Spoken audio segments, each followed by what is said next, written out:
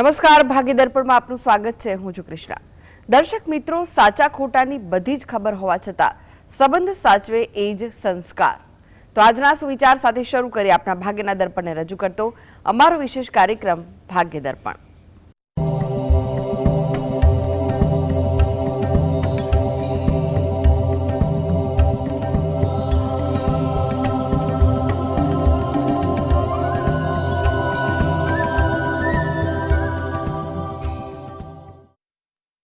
તો ભાગ્ય દર્પણમાં આપના પ્રશ્ન નિરાકરણ, રાશિફળ, પંચાંગ વિશે માહિતી અને માર્ગદર્શન આપવા માટે આપણી સાથે જોડાઈ ગયા છે જાણીતા જ્યોતિષાચાર્ય અને વાસ્તુશાસ્ત્રી હસીતભાઈ પાઠક. હસીતભાઈ, ભાગ્ય દર્પણમાં આપનું સ્વાગત છે. નમસ્કાર. નમસ્કાર. હસીતભાઈ, સૌથી પહેલા વાત કરીએ આજના પંચાંગ વિશે. તો શું છે આજનું પંચાંગ તે જણાવશો? હા, આજના દિવસનો શુભારંભ કરીએ પંચાંગની જાણકારીથી. આજે વાર છે મંગળવાર, વિક્રમ સંવત 2082 ચાલી રહ્યો છે. આજની તારીખ છે 16 જૂન 2026, 16/6/26. આજની તિથિની વાત કરીએ. નીજ જેઠ મહિનો જેનો પ્રારંભ થઈ ચૂક્યો છે આજથી, તેનો શુક્લ પક્ષ એટલે સુદ પક્ષની બીજ છે. આજે છે જેઠ સુદ બીજ. આજથી જેઠ મહિનાનો પ્રારંભ થયો છે. નક્ષત્ર આર્દ્રા છે, યોગ વૃદ્ધિ અને કરણ બાલવ આવે છે. આજની રાશિની વાત કરીએ. આજની રાશિ આવે છે મિથુન રાશિ, કે જેના નામાક્ષરો છે ક, છ અને ગ. એટલે આજે જો કોઈ બાળક જન્મે તો તેનું નામ મિથુન રાશિ પરથી પાડોશીતા રહેશે. ઉપરાંત ગ્રહ ગોચર અને મુહૂર્તની ગણતરી માટે પણ મિથુન રાશિને લક્ષ્યમાં લેવાની રહેશે. દિન વિશેષની વાત કરીએ તો આજે સુદ બીજ છે. ચંદ્ર દર્શનનો વિશેષ મહિમા છે, ખૂબ શુભ અને લાભકારી ગણાય છે. સુદ બીજે ચંદ્ર દર્શન કરવું જોઈએ અને પ્રાર્થના કરી શકો તમે.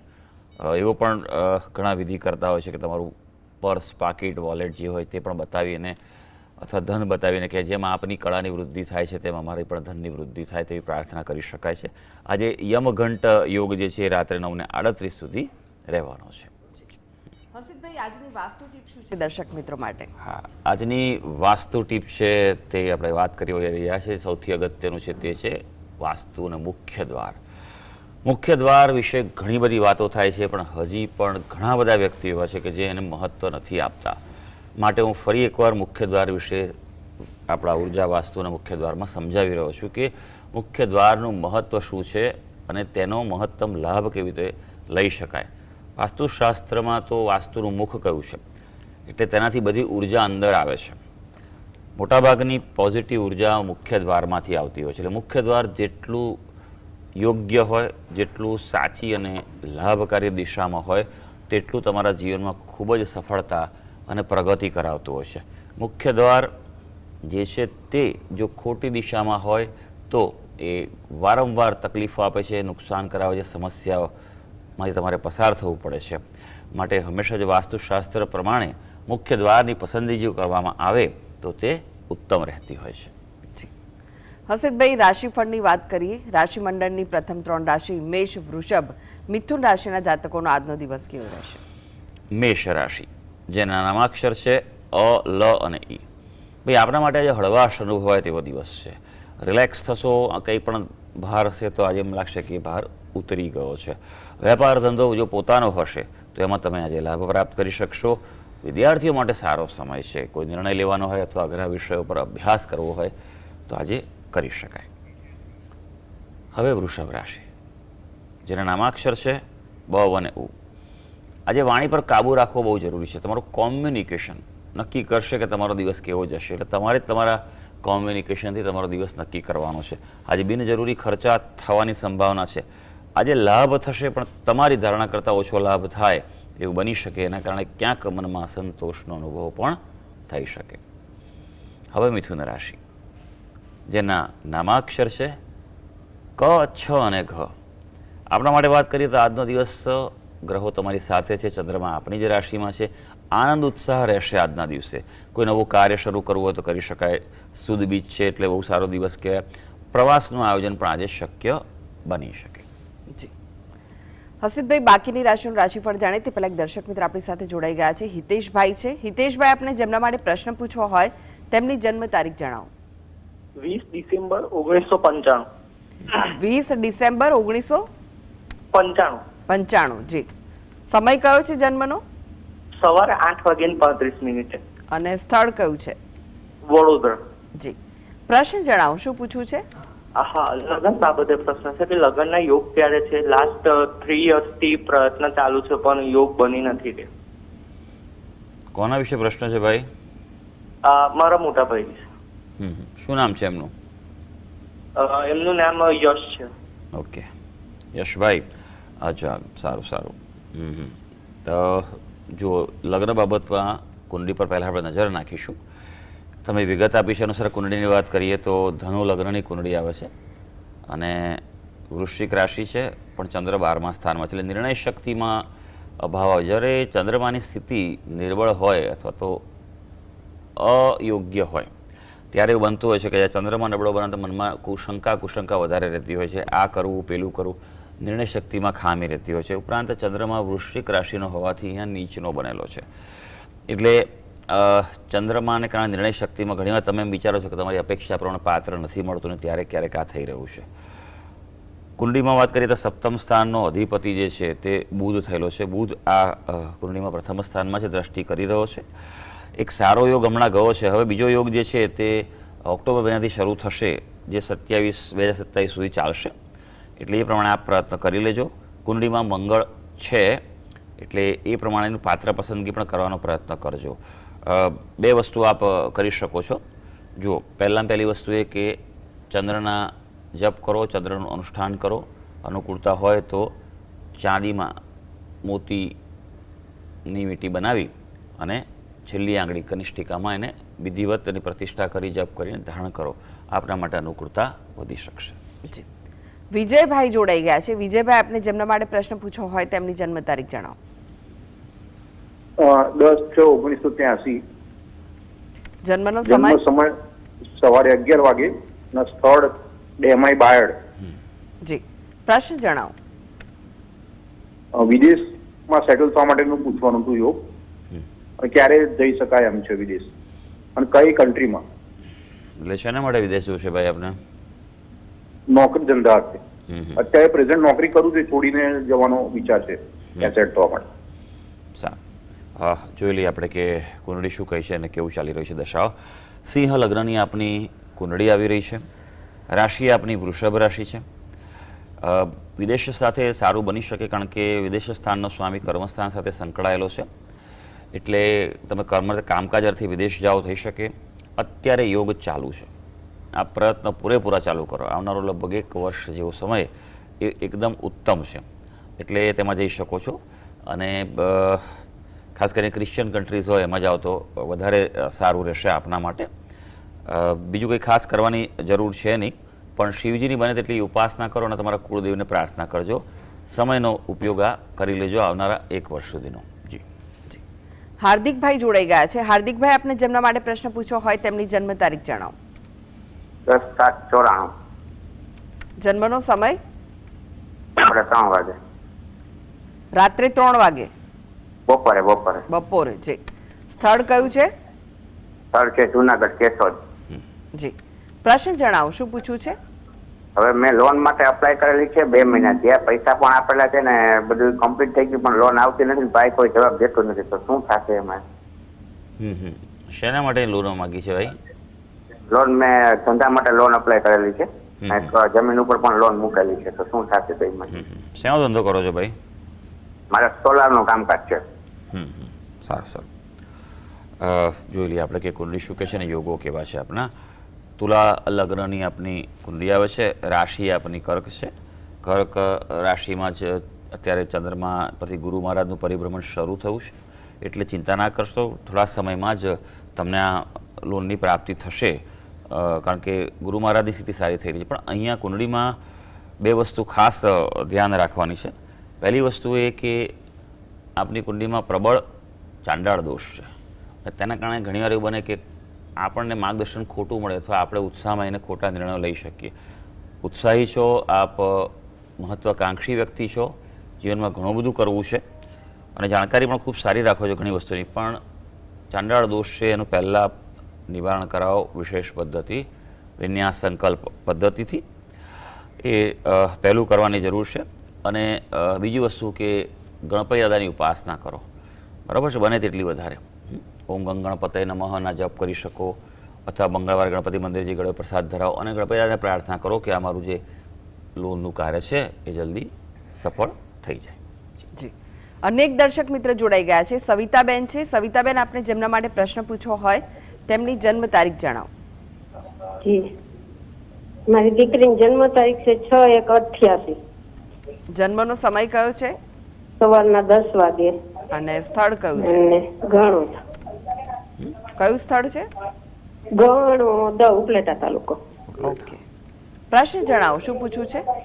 હવે એને લગ્ન થયા એને લગભગ 11-12 વર્ષ થઈ ગયા, જી, અને અત્યારે થોડોક વિખવાટ થયો છે,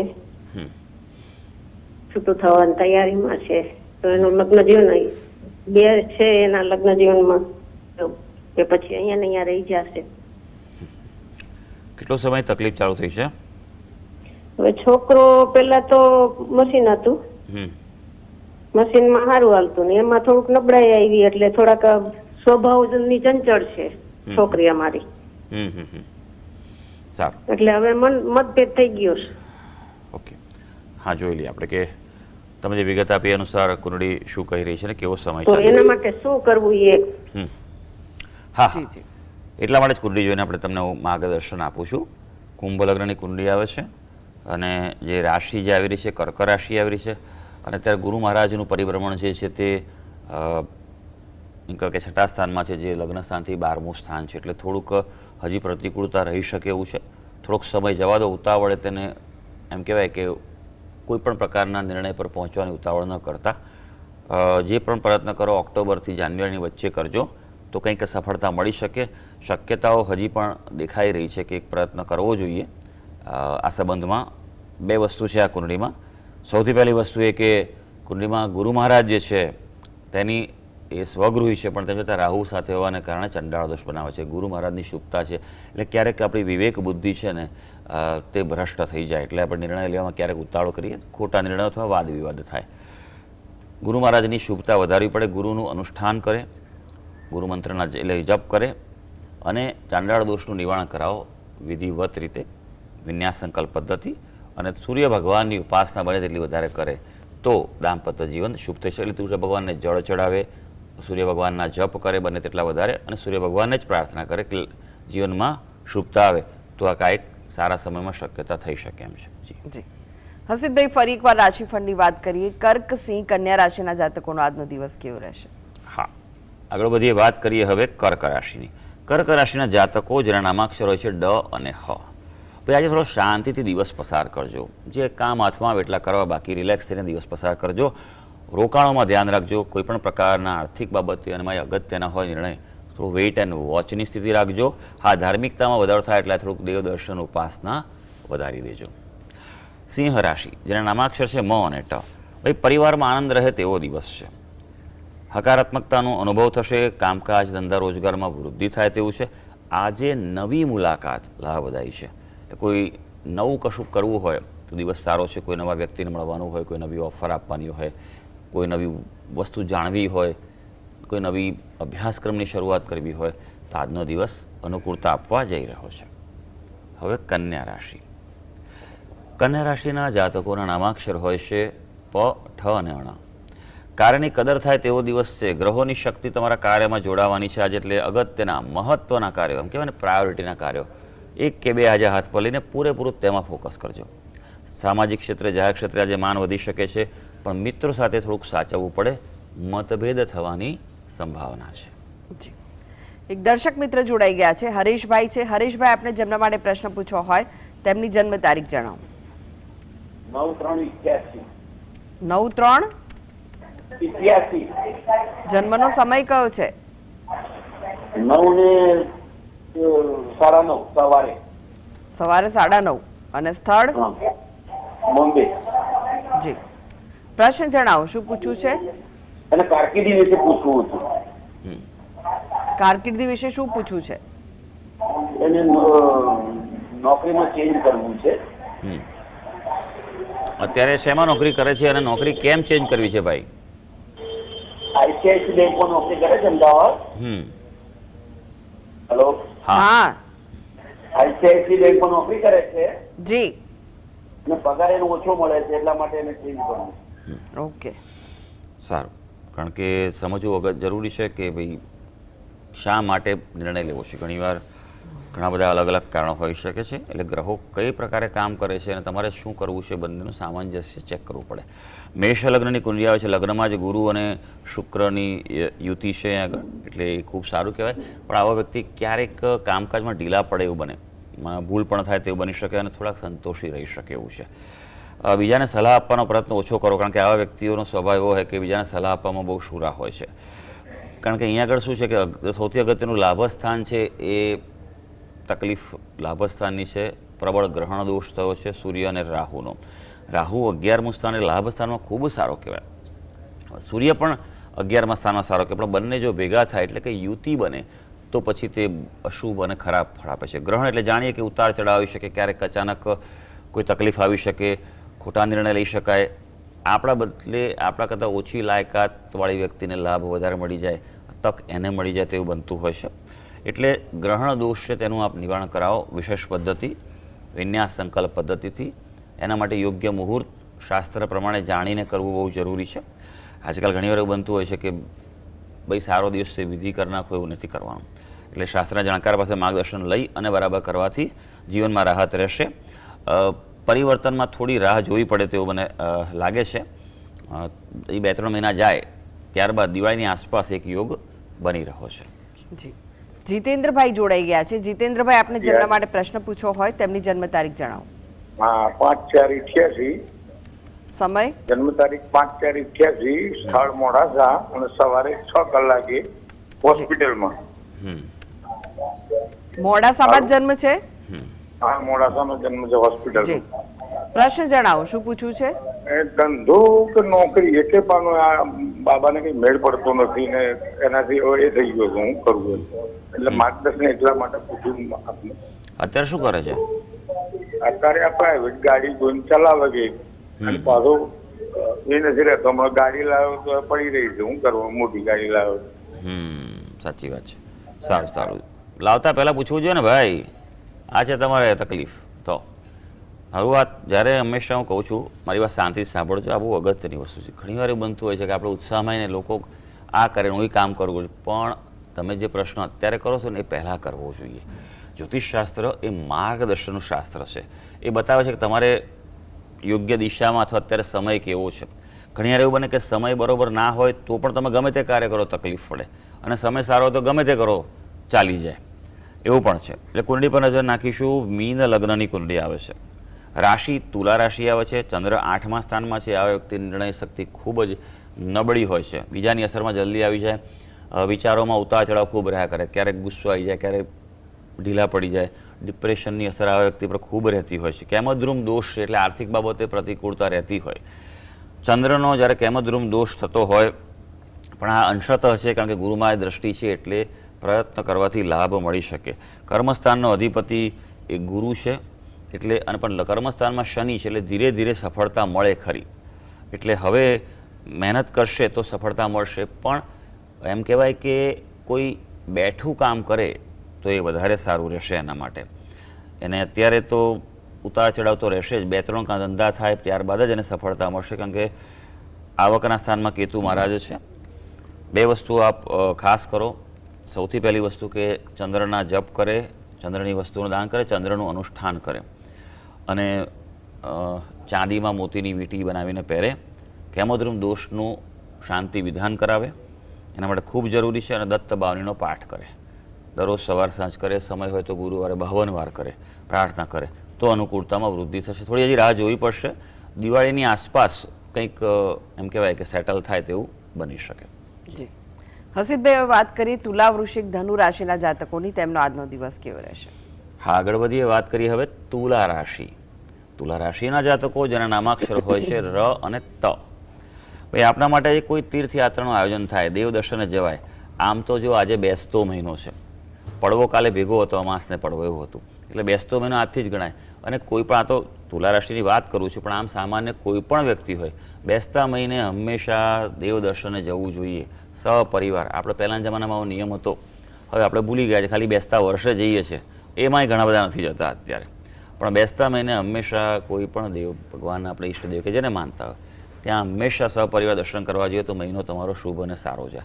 નોકરિયાત વર્ગને અનુકૂળતા રહે છે, પણ વડીલો બાબતે ક્યાંક નાની મોટી ચિંતા થઈ શકે. વૃશ્ચિક રાશિ, જેના નામાક્ષર છે ન અને ય. ભાઈ, આપના માટે વાત કરીએ તો તબિયતનું ધ્યાન રાખવું પડશે. તબિયતના ભોગે બિલકુલ કશું કરતા નહીં, બેદરકાર ન રહેતા, કારણ કે આજે નકારાત્મક વિચારો સતાવે અને નકારાત્મકતાની અસર તમારા શરીર પર પણ પડી શકે છે. જોખમી નિર્ણયો પણ આજે ટાળવાના છે. ધનુ રાશિ, જેના નામાક્ષર છે બ, ધ, ફ અને ડ. આપણા માટે ભાઈ વાત કરીએ તો અનુકૂળતા ભર્યો દિવસ છે. ગ્રહો તમારી સાથે છે, નવી ખરીદી થઈ શકે તેમ છે, જાહેર ક્ષેત્રે પ્રતિષ્ઠા પ્રાપ્ત થાય.